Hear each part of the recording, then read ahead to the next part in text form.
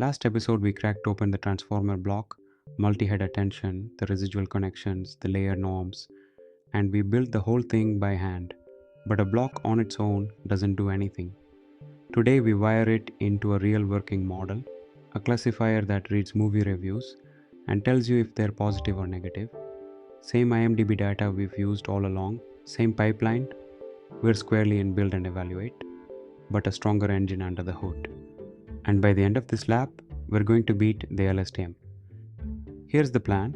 We already paid the hard cost. We hand-built the encoder block. Now we just have to plug it into the stack we know.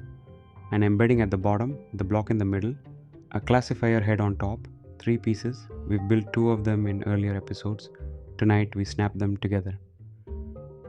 And notice what stays the same. The data hasn't changed. Same 50,000 reviews, same train test split, same integer encoding for every word. We're not feeding the model more examples. We're changing only the middle of the pipeline. The build step, if accuracy goes up, it's the architecture doing the work, not extra data. That's the whole experiment. First piece, the embedding, but attention has a blind spot. It treats a sentence like a bag of words. It has no built-in sense of order. So we don't just embed the tokens, we also embed their positions, slot 0, slot 1, slot 2, and add the two together. Now every vector carries both what the word is and where it sits. That's positional embedding, and it's what we built last time. Second piece, the heart of it, the encoder block. Inside, every word looks at every other word and decides how much each one matters to it. The word not can reach across the whole sentence and rewrite good. The word but can flip the sentiment of everything before it. That's self-attention. Every word weighing every other word in a single step. After the block, we've got a contextual vector for every single word in the review, hundreds of them, but we only need one answer, thumbs up or thumbs down. So we pool.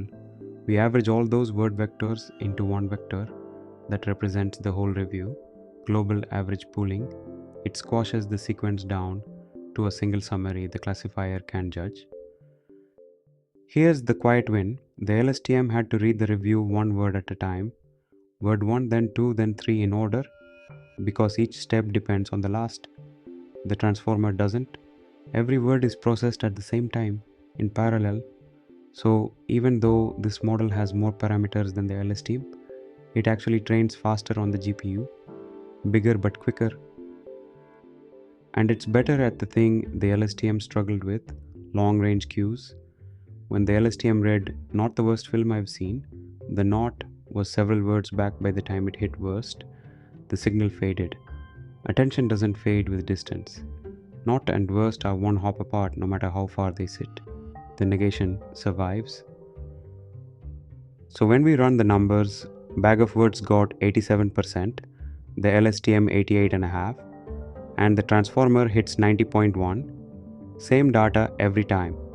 The jump came from the architecture, not the dataset. We've taught a model to read a review and judge it. Next, we turn the engine around and ask it to write.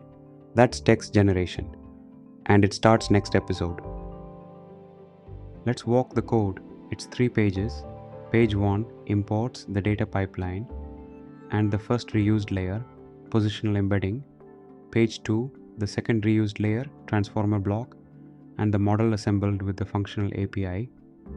Page 3, compile and fit, evaluate against the baselines, and predict on a few tricky sentences. Every line's on screen. Top of page 1, imports and the knobs, TensorFlow as TF, Keras and layers. Then our hyperparameters, vocabulary capped at 20,000 words, sequences padded or trimmed to 200 tokens, an embedding dimension of 32, 2 attention heads, and a feed-forward dimension of 32 inside the block. Small model, it still wins. The data, we load IMDb already tokenized as integer sequences with Keras.datasets tidyMDB, capped at our 20,000 word vocabulary. Then pad sequences makes every review exactly 200 integers long. Short ones get 0 padded, long ones get truncated. Now it's a clean rectangular tensor the model can batch. Positional embedding straight from TF15. Two embedding layers. One maps token IDs to vectors. The other maps each position index, 0 through 199, to its own vector. In call, we look up both and add them. The output carries word identity and word order fused into one tensor. Transformer block, also from TF15.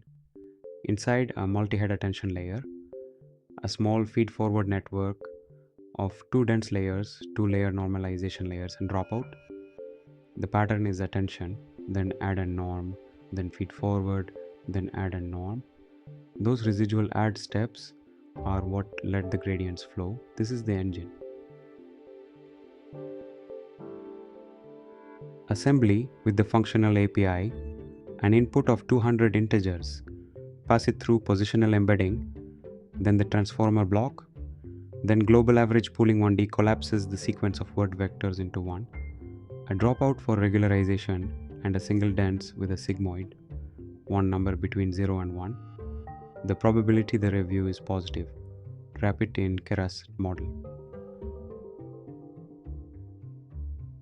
Compile and fit Adam optimizer binary cross entropy because it's a two-class problem tracking accuracy.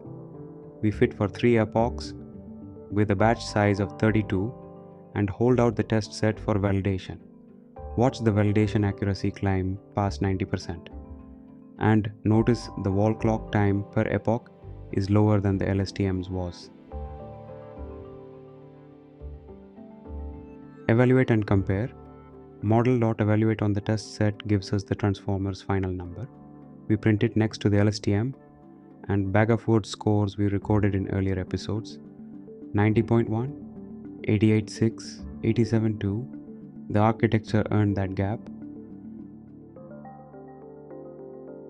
And the fun part, predictions on sentences we wrote to be hard. The IMDb dataset already gave us its word index. The same map from word to integer, the training data used. So we encode each tricky sentence by hand with that map, pad it and call model. Predict. Not the worst film I've seen. Comes back at 058, leaning positive because the model caught the double negative. The LSTM tripped on. That's reading. Next episode we flip it around. Instead of judging text, we generate it, one token at a time, with a temperature knob to control how wild it gets. Text generation next.